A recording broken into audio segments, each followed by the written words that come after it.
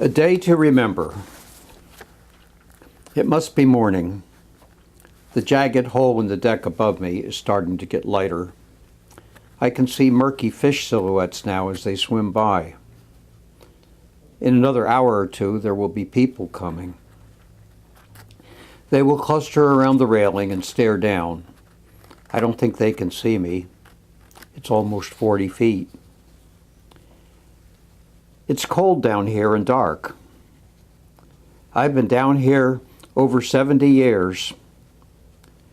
When they built the platform 50 years ago, people started to come, and that helped. I didn't feel so alone. I'm not alone, of course, but the 1,100 other guys down here keep to themselves. None of us can talk anymore.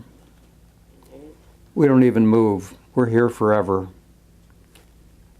But we remember, though. I was still in my bunk reading a letter home because it was Sunday. Later, I was going to go ashore to Oahu, maybe spend some time at the beach. When they called battle stations just before 0800 hours, I thought, oh, it's got to be a drill. But who the hell would order a drill on a Sunday morning? I jumped out of my bunk and taken only a few steps when the ship shook so hard it knocked me off my feet. Then came deafening noise, more shocks, then fire, then water rushing in. Fire and water were everywhere, and everything was tipped badly. We were all scrambling to get up topside, literally climbing the walls. But we were stuck. We didn't know it yet, but the bulkhead hatches had blasted shut. There's more light coming through the hole now. There's the first group of people at the railing up there. A young kid is among them. He looks about 18, my age. He's stepped away now after a brief look. It's a Wednesday today. Maybe he's thinking about the beach too, like I was. The kid can't remember us. He can only read about us, or maybe listen to the old geezers who do.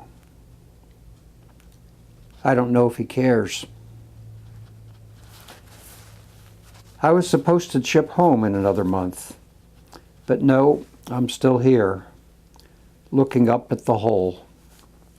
I'm not going anywhere now. More faces are showing up, a lot more. I've counted almost 5,000 some days. I used to hope I'd see Mom or Dad up there, but they were gone before the platform was built. There's an older guy up there now. He uses a cane and moves slowly. He's wearing a baseball cap with insignias on it. The water moves, and for a moment I can't see him. I've come to know it was the ripple from a tear. The old man stands there a long time. His lips move slowly as he stares down.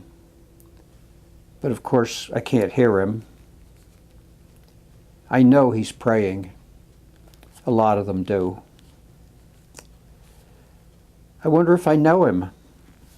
I wonder if he was one of the 335 that got out. Probably not. It's still morning, and only 7 buddies are still living.